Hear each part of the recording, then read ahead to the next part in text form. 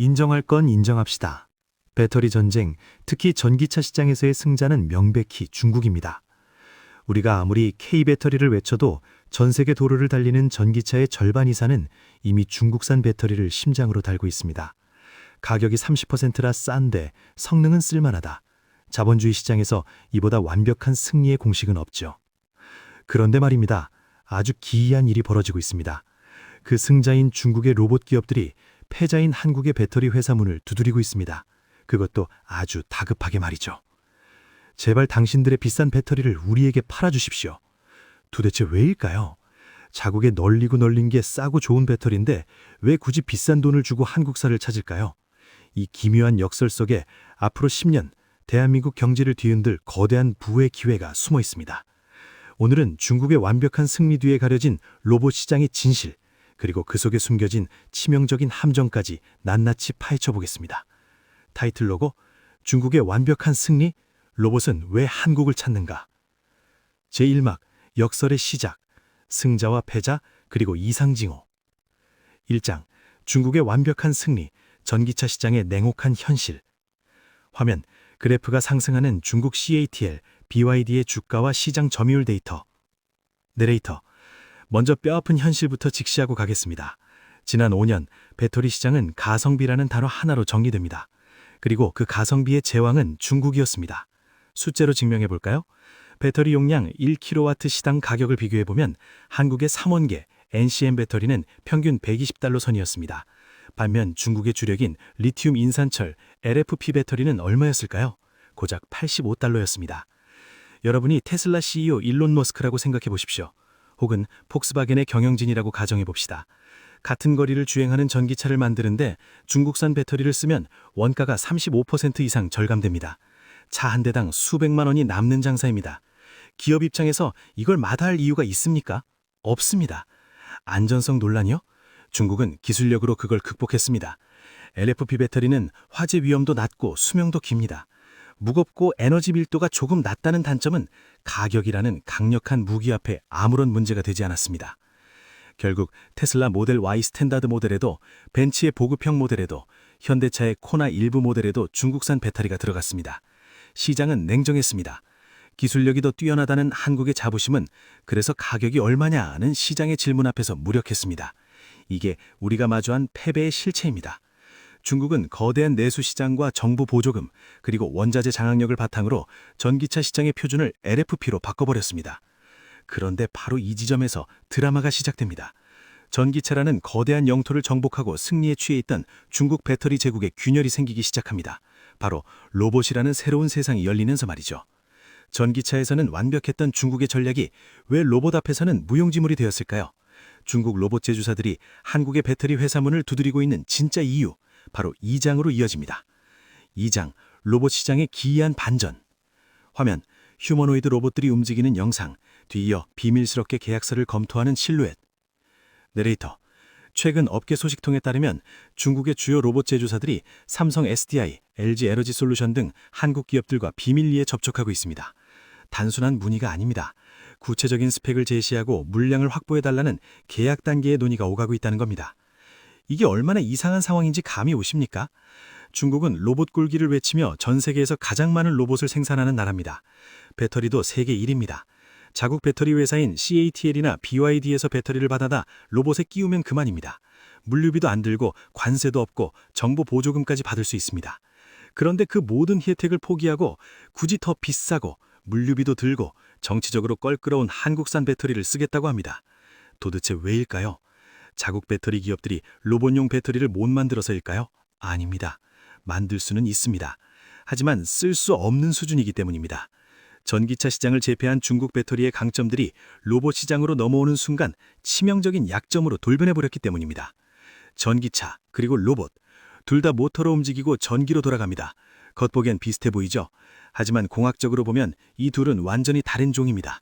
마치 고래와 치타가 다른 것처럼 말이죠. 중국 기업들은 이 차이를 간과했습니다. 그저 전기차에 넣던 배터리를 작게 만들어서 로봇에 넣으면 되지 않겠냐 하고 생각했고, 그 오판이 지금 한국에게 뜻밖의 기회를 열어주고 있는 겁니다. 중국 로봇 엔지니어들이 머리를 싸매고 고민하다 결국 한국행 비행기표를 끊게 된 결정적인 이유, 그것은 배터리의 성능도 수명도 아닙니다. 아주 단순한 물리적인 제약 때문입니다. 그들이 한국을 찾을 수밖에 없었던 단 하나의 이유, 바로 공간이었습니다. 도대체 로봇의 몸속에선 무슨 일이 벌어지고 있는 걸까요? 3장, 결정적 차이, 공간의 경제학. 화면, 전기차 하부의 넓은 배터리팩과 로봇의 좁은 흉부 공간을 그래픽으로 비교. 내레이터, 여러분이 물류창고를 운영하는 사장이라고 상상해 보십시오. 500kg짜리 짐을 나르는 전기지게차, 즉 전기차가 있고 20kg 상자를 나르는 휴머노이드 로봇이 있습니다. 전기차는 배터리를 어디에 넣습니까? 차 바닥 전체에 깝니다. 세단 한 대의 바닥 면적은 대략 3제곱미터입니다. 두께는 20cm, 아니 200cm까지도 깔 수 있습니다. 배터리 무게가 500kg이 나가도 상관없습니다. 바퀴 4개가 굴려주니까요. 공간이 널널하니 에너지 밀도가 좀 낮은 저렴한 LFP 배터리를 잔뜩 채워 넣어서 주행거리를 늘리는 물량 공세가 가능합니다. 중국이 이겼던 이유가 바로 이겁니다. 부피로 때울 수 있었다는 거죠. 하지만 로봇은 다릅니다. 이족 보행 로봇을 보십시오. 배터리를 어디에 넣어야 할까요? 다리에 넣으면 무거워서 못 걷습니다. 머리에 넣으면 중심이 안 잡히죠. 결국 가슴이나 허리춤 아니면 등반밖에 없습니다. 그런데 가슴 두께가 평균 15cm입니다. 그 안에 모터, 센서, 제어보드, 냉각팬이 다 들어가야 합니다. 배터리에게 허락된 공간은 두께 3cm 내외가 고작입니다. 이 좁쌀만한 공간에 중국산 LFP 배터리를 넣으면 어떻게 될까요? 로봇이 30분 일하고 충전하러 가야 합니다. 반면 에너지 밀도가 높은 한국산 3원계 배터리를 넣으면 4시간, 8시간을 풀가동할 수 있습니다. 여기서 김철수 씨의 물류창고 예시를 들어보겠습니다. A옵션, 중국산 배터리를 쓴 로봇, 1시간마다 배터리를 갈아줘야 합니다. 이를 위해 교체 인력 5명을 고용해야 하고 월 1,500만 원. 로봇이 멈춰있는 동안 라인이 정지됩니다. 손실 1,000만 원. 한 달 운영비만 2,700만 원이 깨집니다. B옵션, 한국산 배터리를 쓴 로봇, 한 번 충전으로 8시간 풀가동. 교체 인력 필요 없고 라인 정지도 없습니다. 추가되는 건 초기 배터리 비용뿐입니다. 유지비 차이가 월 30만 원 대 2,700만 원. 게임이 됩니까? 안 됩니다. 로봇 시장에서 배터리 성능은 단순한 스펙이 아니라 인건비 절감이라는 핵심 비즈니스 모델과 직결됩니다. 공간의 제약이 만들어낸 이 냉혹한 경제학이 바로 중국이 한국을 찾는 첫 번째 이유입니다. 하지만 공간만이 문제는 아닙니다. 더 무서운 적이 기다리고 있습니다. 로봇이 움직이는 순간 발생하는 이것 때문에 중국산 배터리는 폭탄이 될 수도 있습니다. 제2막, 기술의 벽과 정치의 덫, 핵심 갈등. 4장, 원형통의 비밀과 열의 공포. 화면, 격렬하게 백덤블링하는 보스턴 다이나믹스 로봇과 빨갛게 달아오르는 열화감 카메라. 내레이터, 로봇은 걸어다니는, 아니 뛰어다니는 전자제품입니다. 관절 모터 12개에서 30개가 동시에 돌아갑니다. 걷다가 갑자기 뛰고 무거운 물건을 들었다가 내려놓고 넘어졌다가 일어납니다. 이 모든 과정에서 배터리는 순간적으로 엄청난 고출력을 뿜어내야 합니다. 이때 필연적으로 발생하는 것이 바로 열, 히트입니다. 테슬라의 로봇 옵티머스가 20kg 상자를 들어올릴 때 배터리 온도는 순식간에 30도에서 50도, 심지어 60도까지 치솟습니다. 사람으로 치면 고열에 시달리는 겁니다. 여기서 중국과 한국의 기술력이 운명이 갈립니다. 중국이 주력으로 하는 각형 배터리는 벽돌처럼 생겼습니다. 공간 효율은 좋지만 배터리 셀들이 다닥다닥 붙어 있습니다. 열이 발생하면 빠져나갈 구멍이 없습니다. 옆에 있는 배터리로 열이 전도되고 순식간에 팩 전체가 가열됩니다. 성능이 뚝 떨어지거나 최악의 경우 불이 납니다. 반면 한국이 주력으로 미는 원형통 배터리를 보세요. 둥근 원통들을 묶어놓으면 그 사이에 필연적으로 빈 공간이 생깁니다. 공기가 통하는 길입니다. 이 틈으로 냉각수가 흐르거나 공기가 순환하면서 열을 식혀줍니다. 로봇처럼 격렬하게 움직이며 열을 뿜어내는 기계는 원형통이 유일한 해답입니다. 테슬라 옵티머스가 왜 4680 원형통 배터리를 채택했겠습니까? 삼성 SDI와 LG 에너지 솔루션은 여기에 니켈 함량 90% 이상의 하이니켈 기술을 씁니다. 니켈이 많으면 폭발 위험이 커지는데 한국은 알루미늄을 섞거나 특수 코팅을 해서 그걸 제어합니다. 중국은 아직 이 고밀도 그리고 열제어라는 두 마리 토끼를 잡지 못했습니다. 그래서 울며 겨자 먹기로 한국의 원형통 배터리를 살아오는 겁니다. 기술적으로 한국이 이겼습니다. 그러면 이제 돈 벌 일만 남았는 걸까요? 천만에요. 지금부터 진짜 골치 아픈 정치의 덫이 시작됩니다. 미국과 유럽이 눈을 부릅뜨고 쳐다보고 있거든요. 5장, 함정 1과 2, 공급망 정치와 기술 유출. 화면, 미국 백악관의 모습, IRA 법안 문서, 그리고 태양광 패널이 깨지는 영상.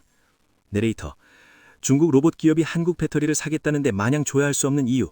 첫 번째 함정은 바로 공급망 정치입니다. 배터리는 이제 단순한 부품이 아니라 전략물자, 즉 무기입니다. 미국은 IRA로, 유럽은 배터리 여권 제도로 중국을 쬐우고 있습니다. 만약 한국 배터리 기업이 중국 로봇 기업에 대규모로 납품을 시작하면 어떻게 될까요? 미국이 가만히 있을까요?